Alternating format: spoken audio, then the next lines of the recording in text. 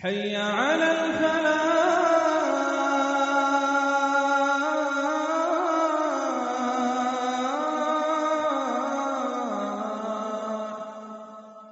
بسم اللہ الرحمن الرحیم، الحمدللہ والصلاۃ والسلام علی رسول اللہ وبعد۔ سب سے پہلے تو میں آپ سبھی لوگوں کا استقبال کروں گا اس عقیدہ تحاویہ کے اس پروگرام میں جو گلوبل اکیڈمی کی طرف سے رکھا گیا ہے، اور اس کے جو بنیادی آبجیکٹیوز ہیں وہ اس سے پہلے بھی آپ کے سامنے واضح ہو چکے ہیں۔ البتہ میں آپ کی رائے جاننا بھی مناسب سمجھوں گا کہ آپ لوگوں کے لیے فلیکسیبلٹی کس میں ہے، کیا جو ہے پی ڈی ایف کی شکل میں آپ کو مواد تو مل گیا ہوگا، اگر نہیں ملا ہوگا تو انشاءاللہ ابو حمزہ صاحب آپ کو بھیج دیں گے۔ کیا اسے پی ڈی ایف کی شکل میں رکھا جائے یا اس کے لیے جو ہے پاور پوائنٹ کے ذریعے سمجھایا جائے، یا پھر یہ جو عموماً لیکچر کا انداز ہے اس میں بھی آپ لوگوں کے لیے فلیکسیبلٹی ہے، نمبر ایک۔ اور دوسری چیز اس سلسلے میں آپ لوگوں کی کتاب کی رغبت کے تعلق سے بھی کہ ابھی فرسٹ سیمسٹر میں ہم لوگوں نے تحاویہ کتاب کو منتخب کیا ہے۔ اگر اس کے علاوہ بھی آپ کی کوئی رغبت ہو، چونکہ تحاویہ بہت قدیم کتاب ہے اور عقیدت اہل السنہ والجماعہ میں اس کا اپنا ایک اہم امپورٹنس ہے، کردار ہے، لیکن چونکہ وہ اس کی عبارتیں بہت مشکل ہے تو آسانی کے حساب سے ہم دوسری بھی کتاب لے سکتے ہیں۔ البتہ اس کتاب کو رکھنے کا مقصد یہ ہے کہ یہ کتاب بہت قدیم ہے، تو اس کے سمجھنے کے لیے بھی اس کے بہت سارے ٹرانسلیشنز ہیں، اور انگلش میں بھی ہے، اردو میں بھی ہے، وہ بھی میں آپ کو پرووائڈ کرنے کی کوشش کروں گا انشاءاللہ۔ اگر کورس سے متعلق آپ کو کوئی قریض ہو، آپ کو کچھ پوچھنا ہو تو آپ جو ہے پوچھ سکتے ہیں انشاءاللہ۔ بیفور وی اسٹارٹ، اگر کوئی رائے اور اوپینین آپ کے پاس ہو تو ہم لوگ وہاں سے اسٹارٹ کریں گے انشاءاللہ۔ السلام علیکم ورحمۃ اللہ وبرکاتہ۔ وعلیکم السلام ورحمۃ اللہ۔ جو آپ پی ڈی ایف بھیجنے والے ہیں انگلش میں بھی رہے گی؟ جی ہاں، اس کی پی ڈی ایف آلریڈی میں انگلش میں ابو حمزہ صاحب کو دے چکا ہوں، لیکن یہ جو کورس ہوگا اور اس میں جو ہمارے پاس مقرر ہوگا وہ اردو میں ہوگا انشاءاللہ۔ لیکن جی، اگر لیکن کسی کو انگلش سے ریڈنگ کے لیے ہاں ریویژن کے لیے آپ انگلش کو جو ہے آپ ریفر کر سکتے ہیں انشاءاللہ، وہ میں بھیج چکا ہوں۔ جی جی، اوکے۔ اور ون مور کوشچن کہ ہمیں یہ متن وغیرہ کچھ یاد تو نہیں کرنا پڑے گا نا؟ یہی میں پوچھنا چاہ رہا ہوں، کیا آپ لوگوں کی رغبت ہے متن کو یاد کرنے کی، یا پھر میں اس کے موڈ کو تھوڑا سا چینج کر دوں؟ یہ چیز لوٹتی ہے آپ لوگوں کے مطلب آپ لوگوں کی صلاحیت کے اور آپ کے مستوی کے طرف لوٹتی ہے یہ چیز کہ آپ لوگوں کو کیا اوکے۔ تو السلام علیکم شیخ۔ علیکم شیخ السلام۔ آپ اپنے حساب سے اسٹارٹ کریے، اور جو اچھا انشاءاللہ اسٹوڈنٹ ہوں گے ان کو اپنے چینج کرنا پڑے گا آپ کے اس کے، کیونکہ اسٹوڈنٹ تو ماشاءاللہ بہت ہے، کوئی کتاب بولے گا، کوئی طریقہ بولے گا۔ آپ اپنا ماشاءاللہ آپ کے پاس حکمت سے آپ کریے، اور انشاءاللہ ہم لوگ جڑتے رہیں گے اس حساب سے، اپنے ٹھیک آپ ہے، کو آرڈر کریں گے۔ ٹھیک ہے انشاءاللہ۔ تو ہم لوگ جو ہے عقیدہ تحاویہ سے اسٹارٹ کرتے ہیں۔ کسی نے یہاں پہ لکھا ہے کہ text book P D F کا نہیں ملا ہے، تو انشاءاللہ وہ آپ کو اس ویک میں ہی دیا جائے گا انشاءاللہ۔ اور چونکہ عقیدہ تحاویہ ایسے سمجھ لیجیے جیسے ہمارے پاس جیومیٹری یا فزکس کا کوئی سبجیکٹ ہوتا ہے اور پھر اس کو ایک ٹیچر آسانی سے بیان کرتا ہے، ایکسپلین کرتا ہے، تو تحاویہ کے ساتھ یہی مسئلہ ہے۔ پرانی کتاب ہے لیکن اس میں فوائد بہت زیادہ ہے، بہت مختصر ورڈنگ میں بہت ہی تفصیل کے ساتھ ایکسپلینیشن جس کو ہم کر سکتے ہیں، ایسی ورڈنگ انہوں نے جو ہے استعمال کی ہوئی ہے اس میں، جس کو ہم اقوال زرعی کہتے ہیں۔ تو انشاءاللہ ہم اس سے سٹارٹ کریں گے۔ ہمارا یہ جو لیکچر ہے، پہلا لیکچر، یہ عقیدہ کے امپورٹنس کے تعلق سے ہیں کہ عقیدہ کہتے کسے ہیں، اور عقیدہ اور توحید میں کیا ڈفرنس ہے، اس کا کیا امپورٹنس ہے۔ اس سے پہلے جو اپنا انٹروڈکشن کا لیکچر تھا اس میں بھی میں نے عقیدہ کے امپورٹنس پہ بہت سارے پوائنٹس کو کور کیا تھا۔ اگر وہ آپ لوگوں نے سنا ہوگا یا اس میں آپ شریک رہے ہوگے تو آپ کو پتا ہوگا کہ عقیدہ کی کیا اہمیت ہے۔ تو ہم اسٹارٹ کرتے ہیں یہاں سے انشاءاللہ۔ اگر آپ کو نوٹ ڈاؤن کرنا ہے، کیونکہ پہلا لیکچر ہے اس لیے اس پہ کوئی پی پی ٹی مقرر نہیں ہے، یہ ایک ایز اے انٹروڈکشن ہے، تو اس میں ہم لوگ اسٹارٹ کریں گے عقیدہ سے کہ عقیدہ کا تعارف کیا ہے اور عقیدہ کیا چیز ہوتی ہے. دراصل یہ جو ورڈ ہے عقیدہ، یہ اہل سلف کے پاس پہلی صدی میں، دوسری صدی میں، تیسری صدی میں بھی. اچھا ٹھیک ہے انشاءاللہ. کسی نے یہاں پہ کمنٹ کیا ہے کہ تھوڑی سی اردو جو ہے آسان اردو میں آپ کو ایکسپلین کریں. انشاءاللہ میں کوشش کروں گا کہ بالکل آسان اردو میں جو سارے لوگوں کو سمجھ میں آئے اس میں ایکسپلین کیا جائے. تو یہ جو ورڈ عقیدہ ہے، اس کا مطلب ہوتا ہے باندھنا. اس کا مطلب ہوتا ہے کسی چیز کو کسی چیز کے ساتھ جوڑنا. تو اس کو جو ہے لفظ عقد یا عقد کہا جاتا ہے. جیسے ومن شر النفاثات فی العقد قرآن کریم کی آیت میں آتا ہے کہ میں نفاسات کے شر سے پناہ مانگتا ہوں یا مانگتی ہوں جو پھونک کر جو ہے کسی چیز کو گاٹ مار دیتے ہیں. یہ جادو کی ایک قسم ہے، اور ہم سب جانتے ہیں کہ سورہ ناس اور سورہ فلق یہ جادو کے توڑ کے صورت میں جو ہے نازل ہونے والی 2 صورتیں ہیں. تو اس میں لفظ عقد کا ذکر ہے. تو عقیدہ کسے کہتے ہیں؟ جوڑنا، مضبوطی سے جو ہے پکڑے رکھنا. یہ جو ہے لغت میں اس کا یہ مطلب ہوتا ہے الربط والشدہ والعہد والمرابطہ، ایسے کہتے ہیں عربی زبان میں. اور جو اس کی جو ٹرمینالوجی ہے جس کو ہم اصطلاح کہتے ہیں، تو اصطلاح میں اس کا مطلب یہ ہوتا ہے کہ اللہ رب العالمین کی ذات سے متعلق، اللہ رب العالمین کی ذات سے متعلق جو ہمیں بلیف کرنا چاہیے، جو ہمیں یقین کرنا چاہیے، جو ہمیں تصدیق کرنا چاہیے، تو اس کا علم حاصل کرنا. یہ ہے علم عقیدہ، کہ ایسی چیز جو ہمیں اللہ سے قریب کرے اور جس کے ذریعے سے ہم اس کے میسج کو جو اللہ نے قرآن کے ذریعے اور اللہ کے نبی کی سنت کے ذریعے ہم کو جو میسج دیا ہے اس میسج تک پہنچ سکے. اسے جو ہے عقیدہ کہا جاتا ہے. اور اگر یہاں کچھ افراد موجود ہو جنہیں عربی آتی ہیں تو میں اس اصطلاح کو جو علماء نے ذکر کی ہے وہ آپ کے سامنے ذکر کروں. عربی میں کہا جاتا ہے التصدیق الجازم فیما یجب للہ سبحانہ وتعالی من الوحدانیت والربوبیت والالوہیت والاسماء الصفات، کہ اللہ رب العالمین کی تصدیق کرنا ان ساری کیٹیگریز میں جو اللہ تعالیٰ کے لیے ضروری ہوتی ہے. اور ہم سب جانتے ہیں کہ عقیدے میں بنیادی طور پر 3 کیٹیگریز بہت زیادہ اہم ہے جن کا جاننا ہمارے لیے ضروری ہوتا ہے. ایک تو اللہ کی ربوبیت، ایک اللہ کی الوہیت، اور ایک اللہ کی اسماء و صفات. جی ہاں، کسی نے پوچھا ہے کہ عربی میں اس کو دوبارہ آپ ریپیٹ کریں. عربی میں اس طریقے سے ہم کہہ سکتے ہیں. عربی میں ہمارے لیے مطلوب نہیں ہے یہاں پہ انشاءاللہ ہم لوگ جو ریویژن کریں گے اور ایگزام وغیرہ میں عربی میں نہیں ہوگا انشاءاللہ، ہم لوگ اردو میں ہی اس کو کوشش کریں گے. البتہ عربی میں اس کی تعریف ایسی ہے التصدیق الجازم فیما یجب للہ من الوحدانیہ والربوبیہ والافراد بالعبادہ وتوحید الاسماء والصفات. اس طریقے سے علماء تعریف ذکر کرتے ہیں. اچھا، لفظ عقیدہ کیا یہ پرانے زمانے میں یوز ہوتا تھا؟ جی ہاں، اس لیکچر کا ریکارڈنگ ہے جو آپ کو وہ حمزہ صاحب سے ملے گا، یہ بائی ڈیفالٹ ریکارڈ ہو رہا ہے. لفظ عقیدہ جو ہے نا، یہ آج کل بہت سارے لوگ پیدا ہو گئے جو کہتے ہیں کہ یہ کیا آپ لوگ ورڈنگ یوز کر رہے ہو، عقیدہ عقیدہ عقیدہ کیوں ضروری ہے لفظ عقیدہ، جبکہ سلف میں یہ جو ہے ورڈ موجود نہیں تھا. اور اسی طریقے سے آپ لوگ کیوں توحید توحید کرتے ہو، لفظ توحید تو موجود نہیں تھا. تو ہم ان کو جواب دیتے ہیں کہ دیکھیے لفظ توحید خود اللہ کے نبی صلی اللہ تعالیٰ علیہ وسلم کی حدیث میں، صحیح حدیث میں وارد ہے. حضرت جابر رضی اللہ تعالیٰ عنہ نے جب اللہ کے نبی صلی اللہ علیہ وسلم حج کے سفر کے لیے مدینہ سے نکلے تو حضرت جابر رضی اللہ تعالیٰ عنہ نے آپ کے سٹارٹنگ آف مدینہ سے پورا اینڈنگ تک کا آپ کا جو حج کا سفر کوٹ کیا ہے، ریکارڈ کیا، وہ بہت مشہور ہے اور آپ نے وہ پڑھا بھی ہوگا. ایک ایک چیز انہوں نے ریکارڈ کی. تو اس میں انہوں نے کہا کہ اللہ کے نبی صلی اللہ علیہ وسلم جب حج پہ نکلیں گے تو میں ہمیشہ ساتھ میں رہوں گا، جہاں جہاں آپ جیسا جیسا کریں گے سب ریکارڈ کروں گا. اور ساری چیزیں انہوں نے ریکارڈ کی.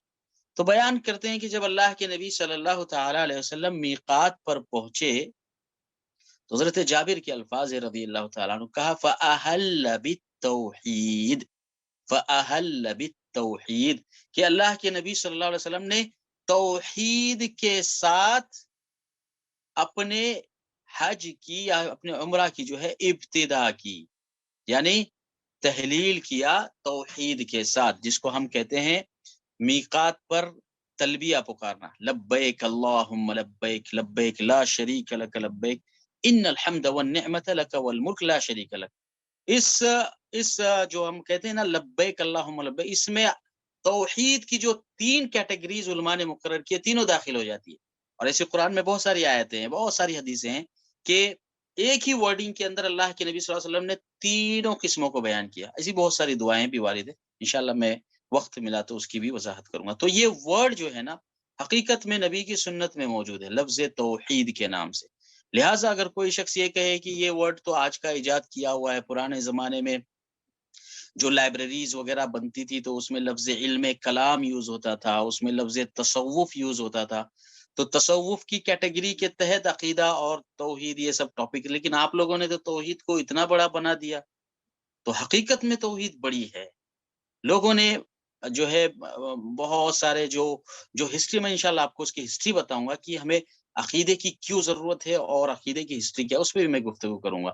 تو لفظ توحید سنت میں وارد ہے، اور لفظ عقیدہ یہ صحابہ اکرام کے الفاظ میں اور ان کے بعد جو تابعین اور تبع تابعین آئے ان کے الفاظ میں جو ہے لفظ عقیدہ وارد ہے. کیا اس نام سے کتابیں موجود ہے لفظ عقیدہ اور توحید؟ جی ہاں، اس نام سے بہت ساری کتابیں ہیں. سب سے پہلا جو لفظ عقیدہ کے نام سے جو کتاب لکھی گئی وہ امام ابو حاتم الرازی کی کتاب ہے. ان کی وفات 327 میں 327 ہجری میں ان کی وفات ہے، اور انہوں نے اپنی کتاب کا نام دیا، ٹائٹل دیا اصل السنہ و اعتقاد الدین. تو لفظ اعتقاد یہ قرون مفضلہ کے اندر اس ورڈنگ کے ساتھ موجود تھا. اسی طریقے یہ تو ابو حاتم الرازی بہت مشہور محدث ہیں، ہم سب جانتے ہیں. تو انہوں نے جو ہے ایک کتاب لکھی تو اس میں سب سے پہلے لفظ اعتقاد کا استعمال کیا. پھر اس کے بعد ابو بکر اسماعیلی آئے، ان کی وفات جو ہے 371 کے اندر ہے. تو یہ میں قدیم بکس کی بات کر رہا ہوں، پرانے زمانے میں یہ ورڈ یوز ہوتا تھا. تو انہوں نے بھی جو ہے کتاب لکھی، اس کا نام رکھا اعتقاد ائمۃ الحدیث. اسی طریقے سے امام بیہقی نے کتاب لکھی، 448 میں غالباً وفات ہے امام بیہقی کی، الاعتقاد علی مذہب السلف، یہ انہوں نے نام رکھا. پھر علامہ اصبہانی آئے 535 میں ان کی وفات ہے، انہوں نے الحجہ فی بیان المحجہ وشرح عقیدت اہل السنہ یہ نام رکھا. تو اس طریقے کی ورڈنگ اور نام جو ہے پرانے زمانے میں، صحابہ کے زمانے میں، تابعین کے زمانے میں یوز ہوا کرتا تھا. تو یہ عقیدہ ہے. اچھا، عقیدہ اور توحید میں فرق کیا ہے؟ میں تھوڑی سی آپ کو ہسٹری بتانا چاہتا ہوں کہ عقیدہ میں یہ ڈفرنسز کہاں سے آئے اور یہ ڈفرنٹ اسکول آف تھاٹس کیسے پیدا ہوئے. اس میں بھی ہم لوگ انشاءاللہ تھوڑی دیر کے بعد داخل ہو گئے، لیکن اس سے پہلے عقیدہ اور توحید کہتے کسے پہلے اس کو ہم معلوم کرتے ہیں. عقیدہ کے بارے میں آپ نے سنا کہ لفظ عقیدہ کا مطلب ہوتا ہے یقین کرنا، بلیف کرنا، کسی چیز کو مضبوطی سے پکڑے رہنا کہ میرا فلاں چیز میں عقیدہ ہے، میں فلاں چیز میں بلیف کرتا ہوں، یہ ہے عقیدہ. اور توحید کیا ہے؟ توحید کا مطلب ہوتا ہے، یہ دراصل عربی کا ایک ورڈ ہے، وحد یوحد توحیدا، کسی چیز کو سنگل جاننا، کسی چیز کو منفرد جاننا، اسے ہم لغت میں جو ہے توحید کہتے ہیں. اور اصطلاح میں توحید کا مطلب ہوتا ہے افراد اللہ بما تفرد بھی، یعنی جو ٹرمینالوجی بعض جو ہے ابن عثیمین اور دیگر لوگوں نے ذکر کیے، میں آپ کے سامنے ذکر کر رہا ہوں. کہا کہ افراد اللہ بما تفرد بھی، اللہ تعالیٰ کو اکیلا جاننا. توحید کا مطلب ہوتا ہے، توحید کا میننگ ہوتا ہے اللہ کو اکیلا جاننا ان چیزوں میں جس میں اللہ اکیلا ہے. نمبر 1، اللہ کو اکیلا جاننا ان چیزوں میں جس میں اللہ اکیلا ہے. وَبِمَا أَمَرَ أَن يُفْرَدَ بِهِ، اور ان چیزوں میں جس میں اللہ نے اکیلا جاننے کا حکم دیا ہے، آرڈر دیا ہے. یعنی خلاصے کے طور پہ اللہ رب العالمین کو اکیلا جاننا ان چیزوں میں جو اللہ نے ہمارے سامنے ایکسپلین کیا ہے کہ اللہ تعالیٰ ہی رازق ہے، اللہ کے علاوہ کوئی رازق نہیں، اللہ ہی مالک ہے، اللہ کے علاوہ کوئی مالک نہیں، اللہ تعالیٰ ہی اولاد دینے والا ہے، اس کے علاوہ کوئی اولاد دینے والا نہیں. تو یہ ہے اللہ کو اکیلا جاننا. اور جس میں اللہ نے اکیلا جاننے کا ہمیں حکم دیا ہے ہمیں حکم دیا گیا کہ میرے علاوہ کسی کی عبادت نہ کرو، میرے علاوہ کسی کو سجدہ نہ کرو، میرے علاوہ کسی کی نظر نہ مانو، میرے علاوہ کسی کے لیے ذبح نہ کرو۔ تو یہ دونوں چیزیں عقیدے کا پارٹ ہے، اور عقیدہ اور توحید کی خاصیت یہ ہے کہ اس میں ہمیشہ 3 کیٹیگریز بنیادی طور پہ آتی ہے۔ نمبر 1 توحید ربوبیت، نمبر 2 توحید الوہیت، اور نمبر 3 توحید اسماء و صفات۔ یہ 3 کیٹیگریز ایسی ہے کہ عقیدے سے متعلق ساری ٹرمینالوجیز کے اندر آپ کو یہ تینوں کیٹیگریز ہی ملے گے۔ آپ کو بہت سارے لوگوں نے جو عقیدے اور توحید کی تعریف کی، انہوں نے صرف ربوبیت کا پارٹ لیا، بعض لوگوں نے صرف اسماء و صفات کا پارٹ لیا، لیکن اہل سنت والجماعت جب بھی توحید اور عقیدہ مراد لیتے ہیں تو اس میں یہ تینوں پارٹس آ جاتے ہیں۔ اسی لیے علماء نے جو ہے عقیدے کی 3 قسمیں، یعنی توحید کی 3 قسمیں بیان کی ہے: توحید ربوبیت، توحید الوہیت، توحید اسماء و صفات۔ اور یہی 3 قسمیں پورے عقیدے کا خلاصہ ہے، پورے عقیدے کا خلاصہ۔ اب چاہے آپ عقیدے کو یا توحید کو 50 قسموں میں تقسیم کرو، اگر یہ 50 قسمیں ان 3 کی طرف نہیں لوٹتی تو آپ کی توحید مکمل نہیں ہے نا؟ تو جیسے دیگر علوم کے اندر علماء کرام نے اصطلاحات مقرر کیے ہیں، جیسے واجب، مندوب، محظور، مباح، یہ ٹرمینالوجیز ہے اصول فقہ کے، ایسے ہی حدیث میں آتے ہیں حدیث حسن، صحیح، معدل، منقطع۔ تو اسی طریقے سے عقیدے کے باب میں یہ 3 اصطلاح بہت اہم ہیں: اللہ کی ربوبیت، یعنی اللہ کو اکیلا جاننا کہ اللہ ہی خالق ہے، مالک ہے، رازق ہے، اللہ ہی منعم ہے، مدبر ہے، سب کچھ اللہ نے پیدا کیا ہے۔ یہاں پر کسی نے سوال کیا کہ اصطلاحات کے معنی کیا؟ اصطلاح کہتے ہیں ڈیفینیشن کو، ٹرمینالوجی کو۔ کسی چیز کا ڈیفینیشن جو ہوتا ہے نا، اس کو عربی زبان میں اصطلاح کہتے ہیں، اور ہم اس کو مصطلح بھی کہتے ہیں۔ تو اس کا مطلب ہوتا ہے ڈیفینیشن۔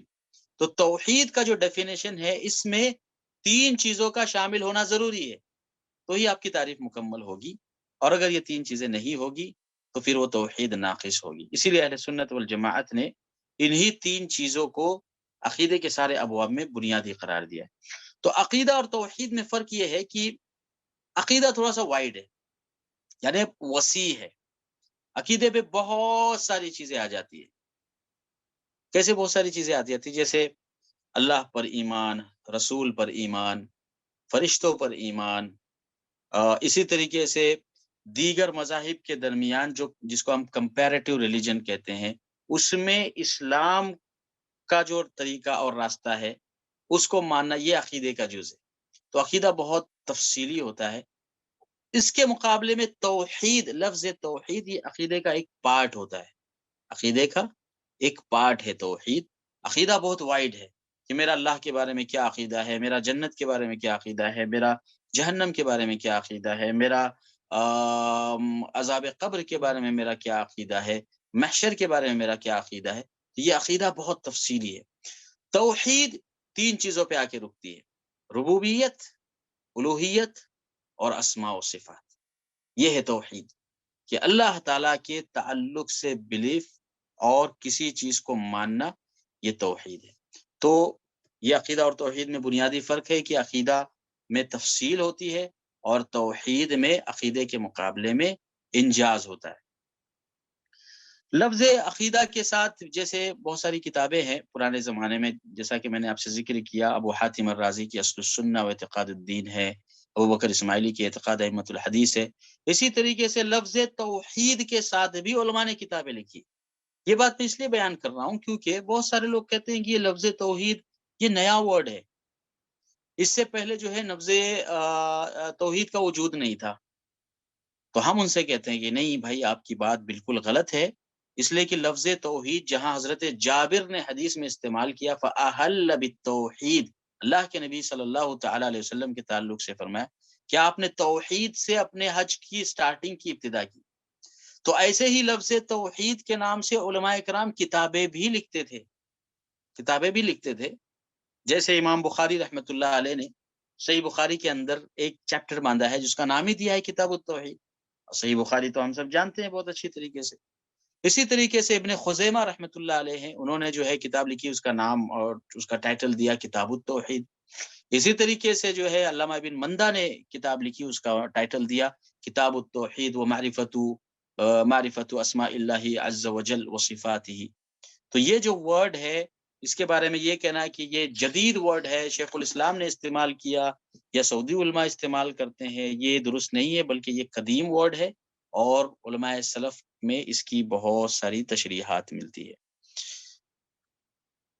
ہاں اتنا ضرور ہے کہ پرانے زمانے میں لفظ توحید کے علاوہ یا لفظ عقیدہ کے علاوہ دوسرے بھی ورڈز تھے جو بہت مشہور تھے اور جن کو لوگ استعمال کرتے تھے، لیکن ان کا جو خلاصہ اور مضمون ہے وہ عقیدہ ہی ہوا کرتا تھا. جیسے ایک ورڈ ہے جسے ہم کہتے ہیں اصول الدین. اصول الدین پرانے زمانے میں بڑے بڑے علماء گزرے ہیں جو اصول الدین کے نام سے جو ہے لفظ عقیدہ کی بجائے لفظ اصول الدین یوز کیا کرتے تھے. اصول الدین کا مطلب کیا ہوتا ہے؟ اصول کا مطلب ہوتا ہے فنڈامنٹلز، قواعد، اور دین تو ہم ریلیجن کو کہتے ہیں، تو ریلیجن کے قواعد، دین کے قواعد اور دین کے اصول. تو لفظ اصول الدین کے نام سے علماء نے بہت ساری کتابیں لکھی ہیں، جیسے امام شافعی رحمہ اللہ نے جو ہے کتاب لکھی ہے، اس کا نام کتاب اصول الدین ہے، اور بعض لوگ اس کو جو ہے کتاب الفقہ الاکبر بھی کہتے ہیں. تو اس کے مقدمے میں جو امام شافعی رحمہ اللہ نے جو ابتدا کی اپنے بک کی، اس میں لکھا کہ ھذا کتاب ذکرنا فیہ ظواہر المسائل فی اصول الدین، کہ ہم اصول دین پر اس کتاب میں ہم لوگ ڈسکس کریں گے. تو اصول دین سے مراد کیا ہے؟ وہاں پر عقیدہ مراد ہے. اسی طریقے سے ابو الحسن الاشعری رحمہ اللہ، ان کی کتاب ہے الابانہ عن اصول الدیانہ، عن اصول الدیانہ. تو لفظ اصول الدین کے نام سے بھی لفظ عقیدہ کو قدیم زمانے میں جانا جاتا تھا. اسی طریقے سے ابن بطہ کی بھی کتاب اصول الدیانہ کے نام سے یا الابانہ الصغریٰ کے نام سے. تو لفظ اصول الدین جو پرانے زمانے میں یوز ہوتا تھا یہ وہی ہے جو جسے آج ہم عقیدہ کہتے ہیں. ٹھیک ہے. اس کے علاوہ اور ایک جو ہے ٹرمینالوجی تھی جسے کہتے تھے الفقہ.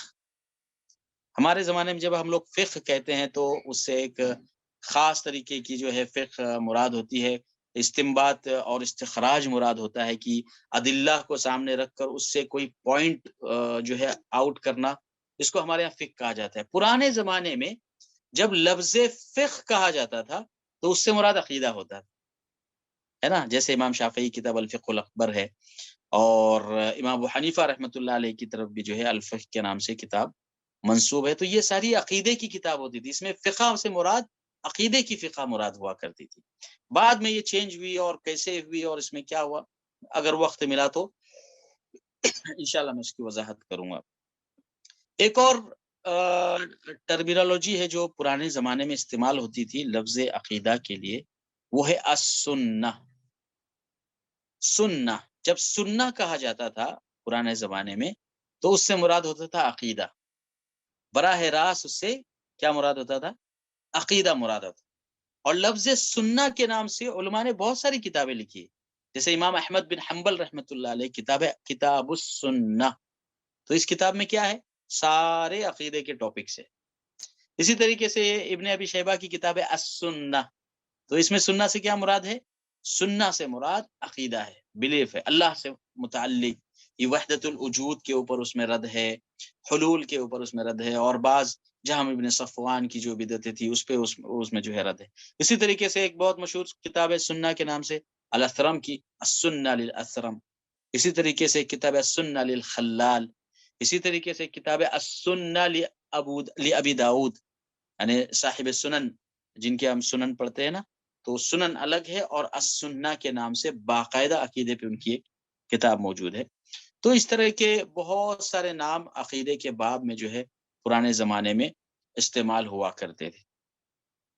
یہ مختصر ڈیفینیشن تھا عقیدہ اور توحید کا، اور عقیدہ اور توحید میں کیا فرق ہے، اور لفظ عقیدہ کے لیے قدیم زمانے میں کیا کیا چیزیں، کیا کیا ورڈز یوز ہوتے تھے، وہ ہم نے جو ہے یہاں پر سنا.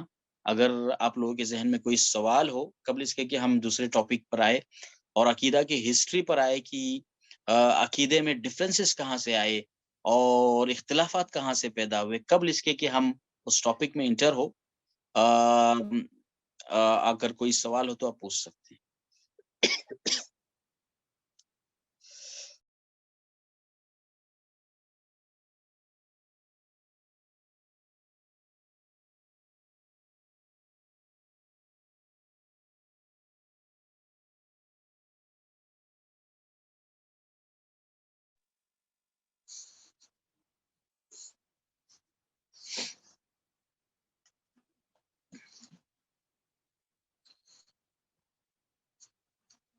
یہاں پر ایک سوال آیا ہے کہ عقیدے پہ سب سے پہلی کتاب کس نے لکھی ہے؟ عقیدے پر سب سے پہلی کتاب اصول الدین کے نام سے امام ابو حنیفہ رحمہ اللہ کی طرف منسوب کی جاتی ہے، لیکن لفظ اعتقاد کے ساتھ، جس میں لفظ اعتقاد مذکور ہو، وہ ابو حاتم الرازی رحمہ اللہ کی کتاب ہے اصل السنہ و اعتقاد الدین. اصل السنہ و اعتقاد الدین. اور یہ ابو حاتم الرازی کی وفات 327 میں ان کی وفات. کیا ان سب کے نوٹس ملیں گے؟ انشاءاللہ ان سارے چیزوں کے انشاءاللہ نوٹس تیار ہو رہے ہیں، انشاءاللہ وہ آپ کو بھیج دی جائے گی. البتہ جو کتاب مقرر ہے تحاویہ، اس کا انٹروڈکشن اور اس کی ساری تفصیل میں انشاءاللہ آپ کو بھیجوں گا.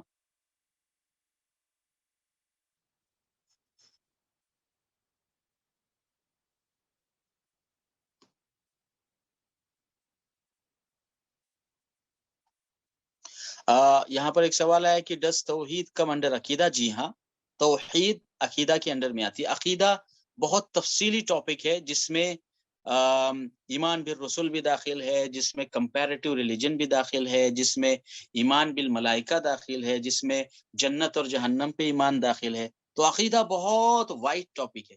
اس کا ایک جز ہے، اس کا ایک پارٹ ہے توحید، جس کی 3 قسمیں ہیں.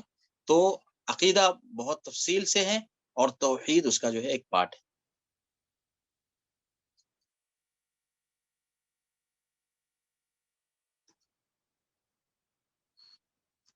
اس کے کسی نے سوال کیا کہ یہ ساری تفصیلات عربی میں ہیں. عربی میں تو بہت ساری کتابوں میں آپ کو یہ تفصیلات ملے گی، وہیں سے میں نے بالکل شارٹ آپ کو یہاں نقل کیا. میں کوشش کروں گا اس کو اردو میں نقل کرنے کی، اردو میں ٹرانسلیٹ کرنے کی، اور اس کے بعد میں انشاءاللہ آپ کو یہاں پر پوسٹ کر دوں گا انشاءاللہ.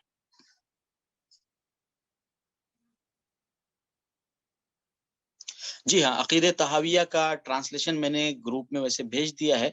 انشاءاللہ وہ آپ تک پہنچ جائے گا، قریب میں پہنچے گا انشاءاللہ.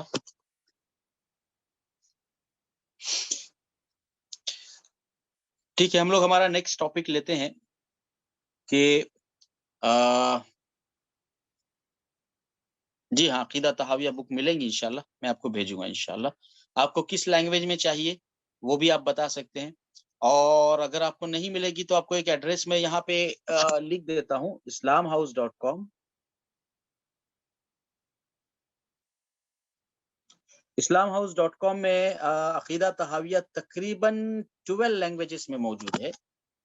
ہم تو ہماری جو نصاب میں داخل ہے وہ انشاءاللہ دیں گے آپ کو، لیکن اگر کسی کو ڈیفرنٹ لینگویجز میں چاہیے تو آپ لوگ جو ہے islamhouse.com پہ جائیں اور عقیدہ تحاویہ وہاں دبائیں، تو انشاءاللہ آپ کو کئی لینگویجز میں وہ بک آپ کو وہاں پہ اویلیبل ہے.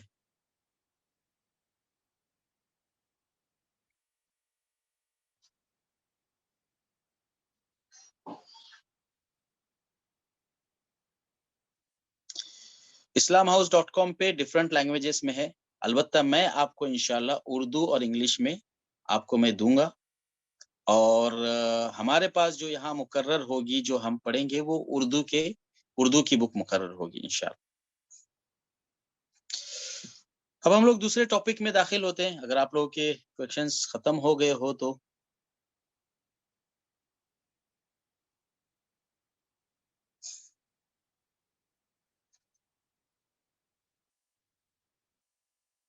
گوگل پہ آپ دبائیں islamhouse.com. انشاءاللہ وہاں پر آپ کو یہ بہت آتھینٹک ویب سائٹ ہے. میں 2 ویب سائٹ کے آپ کو ایڈریس بتاتا ہوں جہاں پر اردو کی بہت ساری چیزیں آپ کو مل سکتی ہے، اردو اور انگلش کی. ایک تو islamhouse.com ہے، اور دوسرا کتاب و سنت .com ہے. کتاب و سنت .com میں بھی thousands آف بکس ہے اردو میں، آپ ماشاءاللہ وہاں سے بھی ڈاؤن لوڈ کر سکتے ہیں، لیکن وہاں سرچ تھوڑا سا مشکل ہوتا ہے. البتہ اسلام ہاؤس میں آپ کو ڈفرینٹ لینگویجز میں ایٹ اے ٹائم بہت ساری چیزیں مل جاتی ہیں.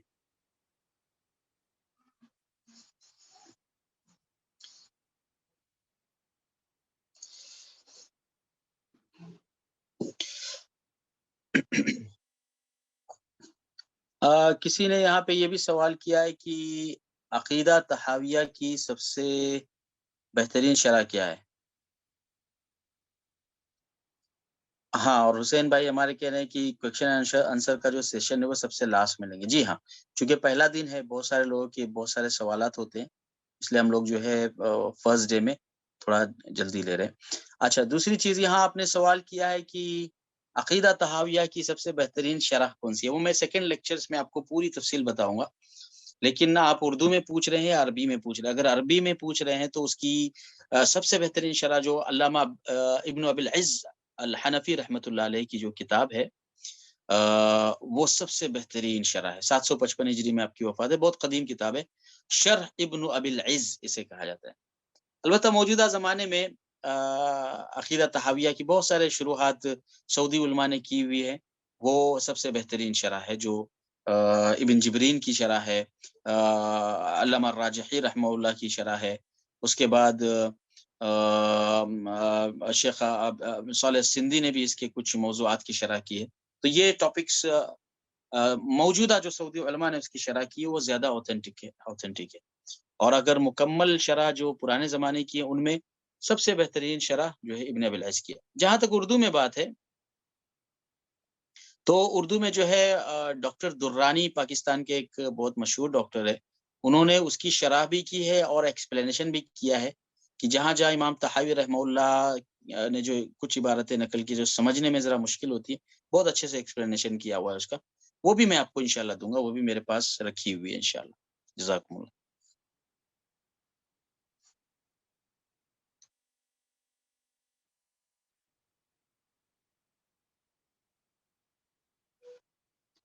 ہاں، کسی نے سوال کیا ہے کہ استنباط کے کیا معنی ہے.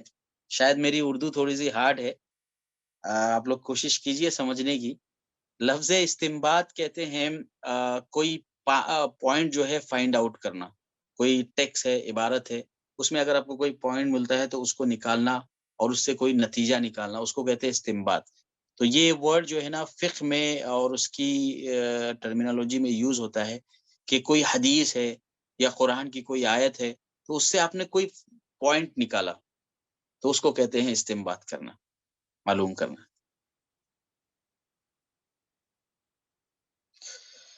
ٹھیک ہے، بسم اللہ الرحمن الرحیم. ہم لوگ جو ہے ابھی کویشچن اور آنسر لاسٹ سیشن میں رکھیں گے، تھوڑا 15 منٹس ہم لوگ مزید آگے بڑھتے ہیں. دیکھیے، ہمارے پاس شریعت میں جو اللہ کے نبی صلی اللہ تعالی علیہ وسلم نے جو کیٹیگریز دی ہے جن کو ہمیں فالو کرنا ہے وہ دو ہے، ہم سب جانتے ہیں اچھے سے. ایک تو اللہ کی کتاب ہے اور ایک نبی صلی اللہ تعالی علیہ وسلم کی سنت ہے نا. تو یہ ہم بہت اچھے طریقے سے جانتے ہیں. لیکن اللہ کی کتاب کو، نبی کی سنت کو سمجھنے کے لیے اللہ تعالیٰ نے صحابہ کرام جیسی بہت ہی مضبوط ٹیم اللہ کے نبی کو عطا کی تھی. لہٰذا بہت ساری چیزیں ایسی ہیں جن کو سمجھنے کے لیے ہمیں سب سے پہلے صحابہ کی طرف رجوع کرنا پڑتا ہے کہ اگر کوئی پرٹیکولر آیت ہے، کوئی حدیث ہے، تو اس کو صحابہ نے کیسے سمجھا ہے. فَإِنْ آمَنُوا بِمِثْلِ مَا آمَنْتُمْ بِهِ فَقَدِ اهْتَدَوْا، یہ قرآن کریم کی آیت. اور اللہ کے نبی نے فرمایا اقتدوا بالذین بعدی ابا بکر و عمر، کہ میرے بعد اگر تمہیں کوئی پرابلم پیش آئے، کوئی پریشانی آئے، تو تم ابو بکر کی بات پر اور عمر کی بات پر یقین کر لو. یہ اللہ کے نبی نے فرمایا تھا. پھر اس کے بعد اللہ کے نبی نے مزید آگے بیان کیا ایک دوسری حدیث کے اندر، فرمایا تمسکوا بسنتی وسنت الخلفاء الراشدین، میری سنت کو لازم پکڑو، اور میرے بعد اگر کوئی چیز سمجھ میں نہیں آئے تو خلفاء راشدین المہدیین کی سنت کو لازم پکڑو. یہ کرائٹیریا تھا صحابہ کے زمانے میں، اسی پہ وہ لوگ جو ہے عمل کیا کرتے تھے. کوئی بھی مسئلہ آتا تو سب سے پہلے لوگ کہاں جاتے تھے؟ ابو بکر کے پاس. ابو بکر رضی اللہ تعالیٰ عنہ کی وفات کے بعد سب سے پہلے حضرت عمر کے پاس جاتے تھے. یہ سلسلہ جو ہے چاروں خلفاء تک اور جو بڑے بڑے صحابہ تھے جن پر مشوروں کی بنیاد تھی ان تک چلا آتا رہا. صحابہ اکرام کے زمانے میں بھی ایسے ہوا کہ بہت سارے ایسے مسائل پیش آئے کہ جن میں اللہ کی کتاب میں نبی کی سنت میں کوئی رہنمائی نہیں تھی. صحابہ نے کیا کیا کہ اپنے جو بڑے تھے بزرگ صحابہ تھے ان کی طرف رجوع کیا اور خاص طور پہ خلفائے راشدین ان کی طرف سے جو جواب آیا وہ جو ہے دیا گیا.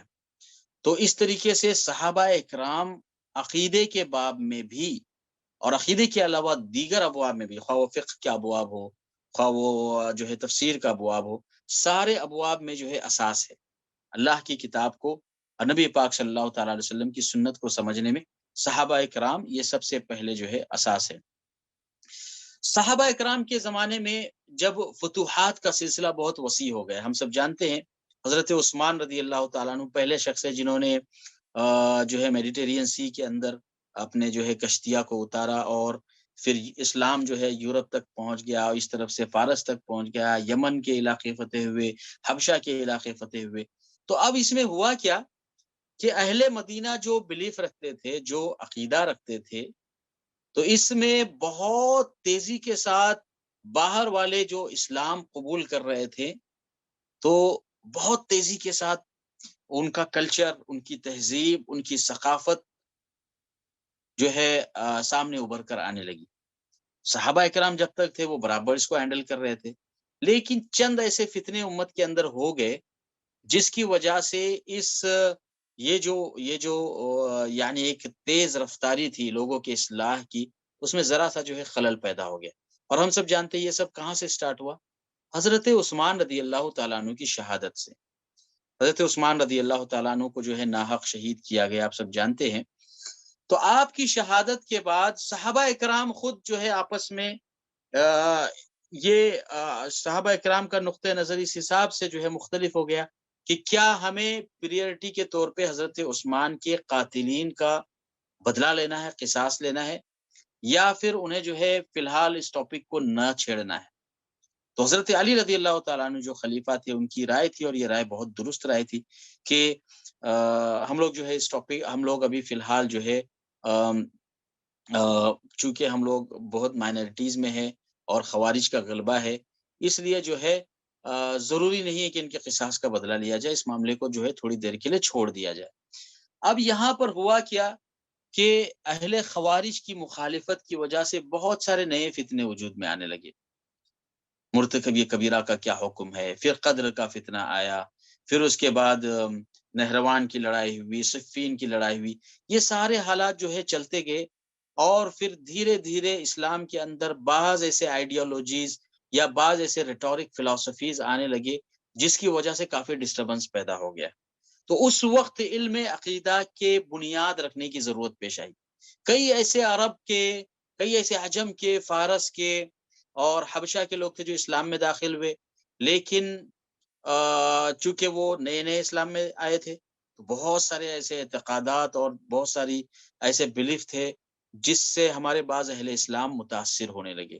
تو اس وقت علماء کرام نے، امام احمد بن حنبل نے، امام ابو حاتم الرازی نے، امام بخاری نے، اور اس پیریڈ میں جو علماء کرام آئے انہوں نے یہ ضرورت محسوس کی کہ اپنے عقیدہ کو، بلیف کو واضح کیا جائے اور جو غلط چیزیں ہمارے درمیان داخل ہو رہی ہیں اس کو کسی طریقے سے خارج کیا جائے.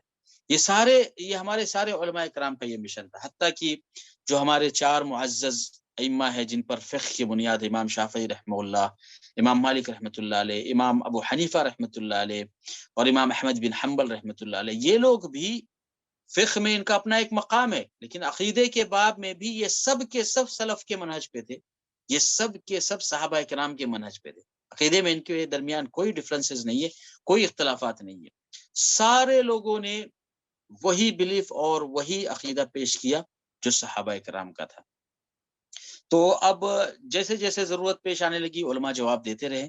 امام احمد بن حنبل نے جو ہے بشر المریسی کا جواب دیا جس نے اللہ تعالیٰ کے ہر جگہ ہونے کا اور اللہ تعالیٰ کے جو ہے اسماء و صفات کا انکار کیا، اس کا جواب دیا. علامہ ابن مندہ رحمۃ اللہ علیہ نے جو ہے قدر کے باب میں جو لوگ غلطی کرتے تھے ان کا جواب دیا. امام فریابی رحمۃ اللہ علیہ نے جو ہے قدر کے باب میں غلطی کرنے والوں کا جواب دیا. تو ایسے ڈفرینٹ چھوٹے چھوٹے رسالے لکھے جانے لگے جو عقیدے کے نام سے اور ہمارے توحید کے نام سے جو ہے مشہور ہونے لگے. اور یہی عقیدے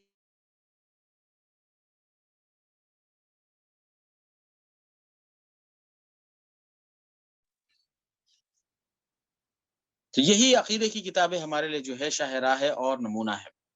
اب ان ریٹورک جو فلسفیز داخل ہوئے، اس کا نتیجہ یہ ہوا کہ جو اہل بدعت تھے، جو اہل خرافات تھے، وہ اگر کوئی چھوٹی سی بھی بدعت ہو، کوئی چھوٹا سا بھی ان کے درمیان ان کے پاس کوئی عقیدہ ہو، تو اس کو پیش کرنے کے لیے بھی اچھی چیزوں میں سے کوئی چیز لے لیتے اور اس کے انڈر میں اس چیز کو پیش کرتے. جیسے اہل تشیع آئے، شیعہ حضرات آئے، تو شیعہ حضرات نے کیا کیا؟ حب علی کو، یعنی حضرت علی رضی اللہ تعالیٰ عنہ کی محبت کو ایسے مضبوطی سے پکڑے رکھا کہ محبت علی سامنے ہے اور اس کی آڑ میں ان کے جو عقیدے تھے اور ان کے جو بلیف تھے اس کو انہوں نے جو ہے سٹیج پہ رکھا، سامنے رکھ کے پیش کیا. ایسے جو ہے جہم ابن صفوان کے ماننے والے تھے جو اللہ تعالیٰ کی اسماء و صفات کے منکر تھے، تو انہوں نے اللہ تعالیٰ کی تنزیہ کو کہ اللہ ہر برائی سے پاک ہے، اللہ کو ہر چیز سے پاک رکھنا چاہے، اس ٹاپک کو سامنے رکھا اور اس کی آڑ میں اپنی جو بدعتیں تھی اس کو پیش کیا. اس بات کو علامہ ابن قیم رحمۃ اللہ علیہ نے جو ہے بہت اچھی طریقے سے ایکسپلین کیا اور فرمایا ہے کہ کل صاحب باطل لا يتمكن من ترویج باطله الا باخراجه في قالب الحق، کہ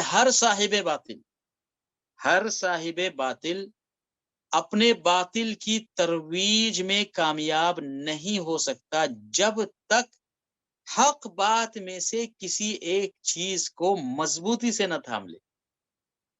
یعنی جس شخص کو باطل پیش کرنا ہو، یہ بول کے اپنا پروڈکٹ نہیں پیش کرے گا کہ میں باطل عقیدے پہ ہوں. وہ ظاہر سی بات ہے کہ کسی اچھی چیز کو اتنی مضبوطی سے ترویج کرنا مطلب پروموٹ کرنا. کسی بھی باطل چیز کو وہ پروموٹ نہیں کر سکتا جب تک کہ حق میں سے کسی ایک بات پر مضبوطی سے قائم نہ ہو. ایسے ہی اہل تشیع نے کیا، حب علی پر اتنی مضبوطی سے قائم ہو گئے کہ اس کی آڑ میں انہیں جتنی بدعتیں ایجاد کرنا تھی وہ بدعتیں انہوں نے ایجاد کی. ایسے ہی جو ہے اہل جہمیہ کی آپ نے مثال دی، اسی طریقے سے اہل قدر کی ابن قیم نے مثال دی کہ تقدیر کا انکار کرنے والوں نے بھی ایسے ہی کیا. ارے اللہ رب العالمین، جو اللہ تعالیٰ چاہتا ہے وہی ہوتا ہے، اللہ کے علاوہ اگر کوئی چاہے تو کچھ نہیں ہوتا. اس کی آڑ میں انہوں نے کیا کیا؟ بندوں کی مشیت کا انکار کیا. جبکہ ہم جانتے ہیں کہ اللہ تعالیٰ نے ہمیں پیدا کیا، اللہ نے ہمیں ہاتھ دیے، مجھے ہاتھ دیے ہیں، اللہ نے مجھے زبان دی ہے اس لیے میں گفتگو کر رہا ہوں. اگر اللہ زبان نہیں دیتا تو کہاں سے گفتگو کرتا؟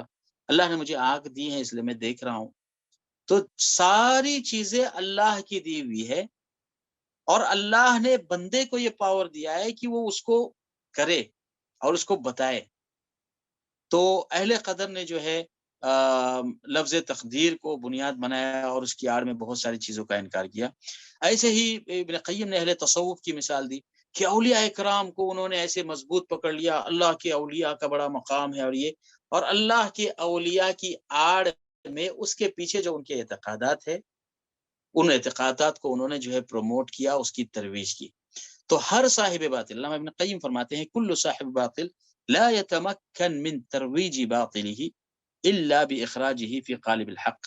ہر صاحب باطل اپنے باطل کی ترویج نہیں کر سکتا، اس کو پروموٹ نہیں کر سکتا جب تک کہ حق بات میں سے کسی ایک چیز کو جو ہے وہ مضبوطی سے نہ تھام لے. تو یہ اہل بدعت کی عادت ہے، لیکن اہل سنت والجماعت کی عادت یہ کہ صحیح باتوں کو وہ مکمل طور پر ویسے ہی لیتے ہیں جیسے صحابہ کرام نے سمجھا ہے. سب سے پہلا سٹیپس میں کرائٹیریا ہے صحابہ کرام، پھر اس کے بعد آتے ہیں ہمارے تابعین جن میں سلف تابعین ہیں، پھر ان کے بعد آتے ہیں تبع تابعین جن میں امام بخاری ہے، امام مسلم ہے، چاروں ائمہ ہیں، امام ترمذی رحمۃ اللہ علیہ ہے، امام ابو داؤد ہے، الاسرم ہے، خلال ہے، ابو حاتم الرازی ہے، صنعانی ہے، اصبہانی رحمۃ اللہ علیہ ہیں. تو یہ سارے علماء کرام یہ ہمارے عقیدے کی بیسڈ ہے. جب بھی ہمارا کسی موضوع پر اختلاف ہو، خاص کر عقیدے میں جب بھی ہمارا کوئی اختلاف ہو، تو تو اس کے حل کا سب سے بہترین طریقہ ہے کہ ہم یہ اسٹیپ سے سٹارٹ کریں. کیا اس کا جواب نبی کی سنت میں ہے؟ کیا اس کا جواب صحابہ کرام کے عمل میں ہے؟ کیا علماء سلف میں سے کسی نے اس مسئلے کو ذکر کیا ہے؟ اگر ذکر کیا ہے تو اس کو مانیں گے، اور اگر ذکر نہیں کیا ہے عقیدے کے باب میں کہہ رہا ہوں، تو اگر اس کو نہ مانے یا اس کو چھوڑ دے تو اس میں کیا حرج ہے؟ امام شافعی رحمۃ اللہ علیہ بہت مشہور امام ہے، آپ سب جانتے ہیں. ایک مرتبہ خانہ کعبہ کے پاس بیٹھے تھے تو ایک شخص آپ کے پاس آیا اور اس نے کہا کہ حضرت فلاں چیز کے بارے میں آپ کیا حکم دیتے ہیں، مجھے کرنا چاہیے نہیں کرنا چاہیے؟ غالباً میراث کا مسئلہ تھا یا کوئی مسئلہ تھا. تو امام شافعی رحمہ اللہ نے ان سے کہا تھوڑی دیر سوچنے کے بعد کہ اللہ کے نبی کی سنت میں اس بارے میں کوئی چیز وارد نہیں. تو اس شخص نے کہا کہ اللہ کے نبی کی سنت میں نہیں ہے، لیکن آپ کی کیا رائے ہے اس بارے میں؟ حضرت امام شافعی نے فرمایا جب میں آپ سے یہ کہہ رہا ہوں کہ سنت میں وارد نہیں ہے تو آپ میری رائے کیسے پوچھ رہے ہیں؟ میں کہاں سے اس میں رائے دوں؟ سنت میں نہیں ہے اس لیے نہیں کرنا چاہیے. تو اس شخص نے کہا کہ چیز تو اچھی ہے، اگر کرے تو کیا حرج ہے؟ اب اتنا سننا تھا کہ امام شافعی رحمہ اللہ نے کہا کہ کیا تم مجھے چرچ میں سمجھے ہو؟ کیا تم میرے پیٹ پر جو ہے پٹا دیکھ رہے ہو کہ جو نصرانی لوگ اور ان کے جو پاپس ہیں،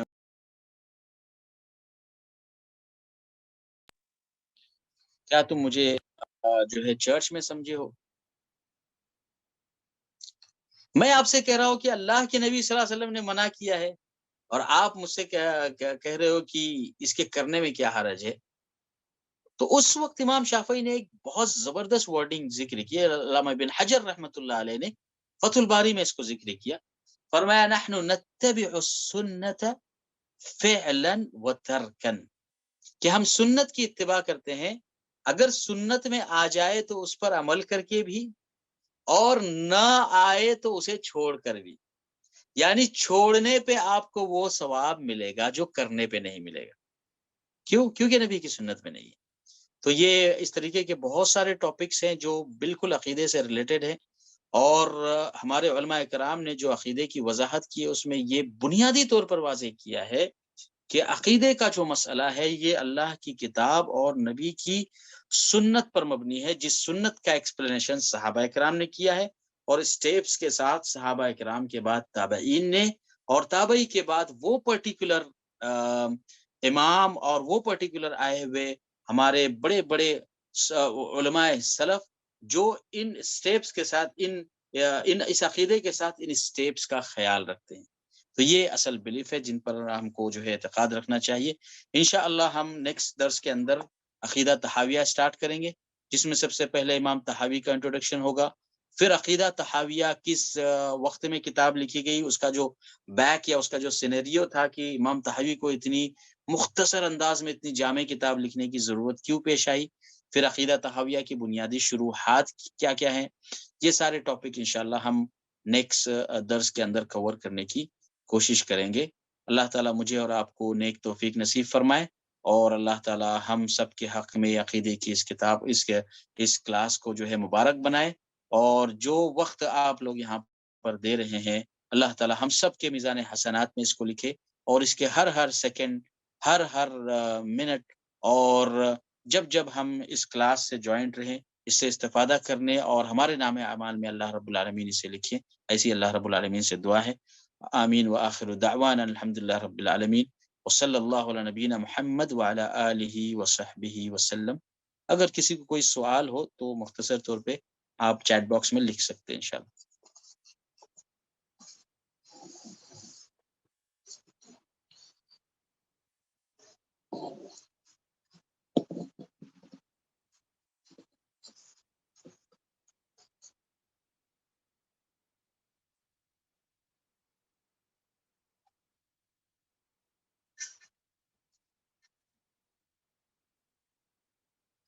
آج چونکہ پہلا دن تھا، میری چونکہ ٹریولنگ ہے اس لیے سنڈے کو کلاس لی گئی. آپ لوگوں کے لیے جو دن مناسب مجھے بتایا گیا تھا وہ ٹیوزڈے ہیں. انشاءاللہ ہماری جو بھی کلاسز ہوگی نیکسٹ ٹیوزڈے کا ٹیوزڈے کا جو سیشن ہے وہ جس ڈیٹ میں آئے گا انشاءاللہ وہ میں آپ کو بھیج دوں گا، اور ابو حمزہ سر آپ کو وہ دے دیں گے تفصیل اس کی. تو نیکسٹ ہماری جو کلاسز ہوگی وہ ایوری ویک ٹیوزڈے کو ہوگی. جزاکم اللہ.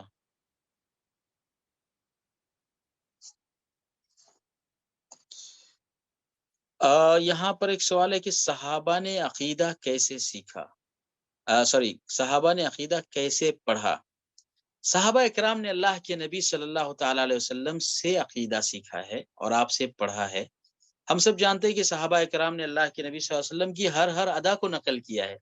آپ اٹھتے کیسے تھے، بیٹھتے کیسے تھے، چلتے کیسے تھے، لباس کیسا پہنتے تھے، مسجد میں داخل ہوتے تو کون سا قدم رکھتے، مسجد سے باہر نکلتے تو کون سا قدم، ہر چیز کو صحابہ اکرام کوٹ کرتے تھے اور ریکارڈ کرتے تھے. تو یہ بالکل آئیڈیالوجی میں آنے والی بات ہے کہ جو چیز اللہ تعالیٰ کی اسماء، اس کے صفات اور اللہ رب العالمین کے بلیف سے متعلق ہو، یہ سب سے افضل چیز ہے. تو کیا اتنی افضل چیز اللہ کے نبی صلی اللہ علیہ وسلم نے اپنے صحابہ کو نہیں سکھائی ہوگی؟ بے شک ضرور سکھائی ہوگی. جب صحابہ اکرام نے ہر چھوٹی چھوٹی چیز کو نبی سے کوٹ کیا ہے، روایت کیا ہے، اور بالکل آتھینٹک سورس کے ساتھ روایت کیا ہے، تو ظاہر سی بات ہے کہ عقیدہ کا بھی ٹاپک انہی چیزوں میں سے ہے. کیونکہ علوم کے اندر اور ایجوکیشن کے اندر سب سے افضل ترین جو علم ہے وہ عقیدے کا اور توحید کا علم. جی اور کوئی سوال ہے؟ اسی لیے جو ہے ایک حدیث ہے ابو ذر غفاری رضی اللہ تعالیٰ عنہ کی، انہوں نے فرمایا کہ لقد توفی رسول اللہ صلی اللہ علیہ وسلم وما من طائر يطير بجناحيه الا وقد علمنا منه علما. ابو ذر غفاری بہت مشہور صحابی ہے اور ان کی ہسٹری تو سب کو پڑھنا چاہیے، جو آخری وقت میں انہوں نے جو اعمال انجام دیے اور شام سے جو ہے واپس آیا. بہت انٹرسٹنگ سٹوری ہے ابو ذر غفاری کی. تو بیان کرتے ہیں کہ اللہ کے نبی صلی اللہ علیہ وسلم ہمارے درمیان سے اس حالت میں وفات پا گئے کہ اگر آسمان پر اڑنے والے پرندے میں بھی کوئی نفع بخش علم تھا تو اللہ کے نبی ہمیں سکھا کر گئے ہیں. ظاہر سی بات ہے کہ عقیدے کا اور توحید کا علم علوم میں سب سے افضل علم ہے، اور ضرور اللہ کے نبی صلی اللہ علیہ وسلم نے صحابہ کرام کو وہ چیز سکھائی ہے.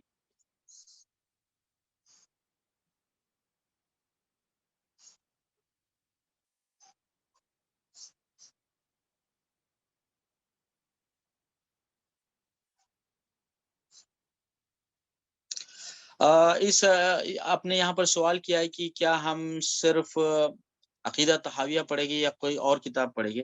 جو کتاب مقرر کی گئی اکیڈمی کی طرف سے وہ عقیدہ تحاویہ ہے، اور میں اسے بہت آسان طریقے سے اس کے چیپٹرز یعنی منتخب جسے ہم کہتے ہیں کہ سلیکٹڈ چیپٹرز انشاءاللہ اس میں سے ہم لوگ سلیکٹ کریں گے، اور وہ کمپلیٹ ہونے کے بعد جو دوسرا ہمارا پلان ہے وہ ہسٹری آف ریلیجن کا ہے کہ جو ڈفرنٹ اسکول آف تھاٹس ہیں اور جو فرقے وجود میں آئے ان فرقوں کی جو ہے مختصر تاریخ اس کے بعد ہم پڑھیں گے. البتہ یہ فرسٹ سیشن میں ہم لوگ عقیدہ تحاویہ کے چند سلیکٹڈ سبجیکٹس انشاءاللہ کور کریں گے.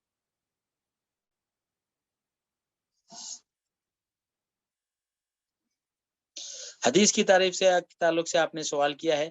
حدیث پر ایک خصوصی پروگرام ترتیب دیا گیا ہے، ڈاکٹر ارشد بشیر مدنی اس کے اسپیشلسٹ ہیں، انشاءاللہ آپ ان سے یہ سوال کر سکتے ہو، انشاءاللہ آپ کو وہ بھرپور اس کی رہنمائی کریں گے.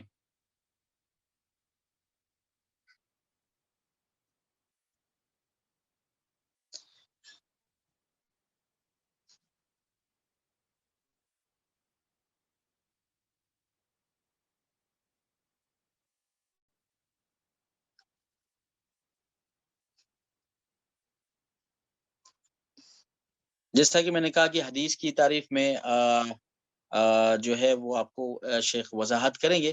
البتہ آپ نے سوال کیا کہ دنیاوی معاملات میں بھی اس میں داخل ہے. تو جی ہاں، اللہ کے نبی صلی اللہ علیہ وسلم کے جسمانی اور خلق سے متعلق بھی اور خلق سے متعلق بھی دونوں چیزیں جو ہے سنت کی تعریف میں داخل ہوتی ہے. یہ میرا اسپیشلائزیشن نہیں ہے، لیکن یہ ہے کہ انشاءاللہ شیخ ارشد صاحب اس کی مزید وضاحت آپ کو کر سکتے ہیں. البتہ شارٹ طور پر یہ کہ دونوں چیزیں اس میں داخل. جزاکم اللہ خیر، وصلی اللہ علی نبینا محمد وعلی آلہ وصحبہ وسلم تسلیما کثیرا. جو بھی نوٹس ہیں انشاءاللہ بیفور ٹیوزڈے یعنی ہماری کلاس سٹارٹ ہونے سے پہلے آپ کو مل جائیں گے انشاءاللہ، اور ریکارڈنگ کی لنک بھی آپ کو جو ہے اکیڈمی کی طرف سے مل جائے گی.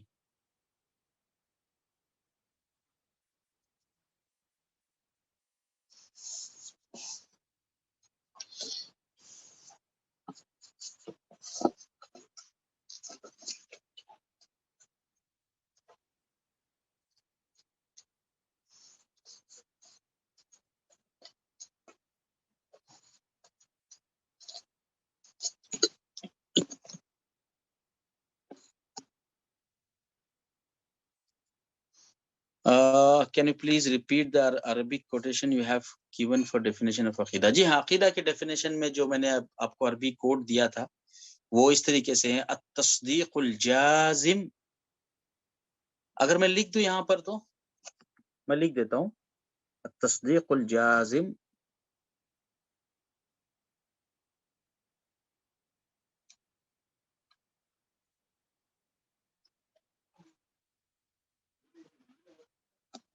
فيما يجب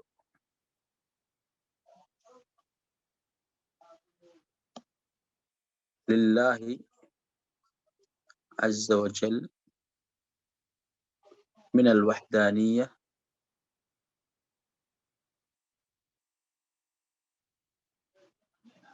والربوبية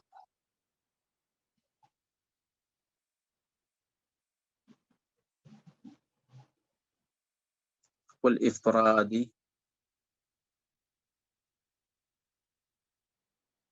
العبادة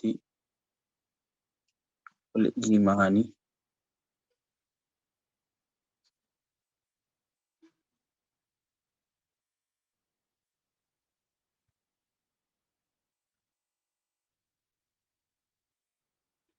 یہ عربی میں نے لکھ دیا ہے آپ کو، عقیدے کی جو تعریف بیان کی جاتی ہے.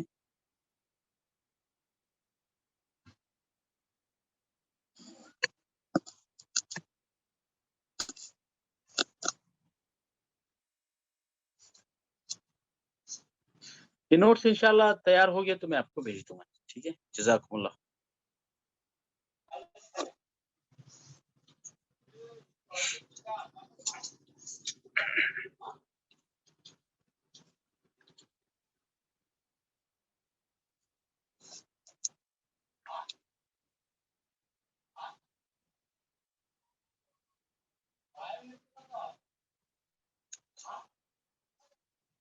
اور کوئی سوال ہے آپ کے پاس؟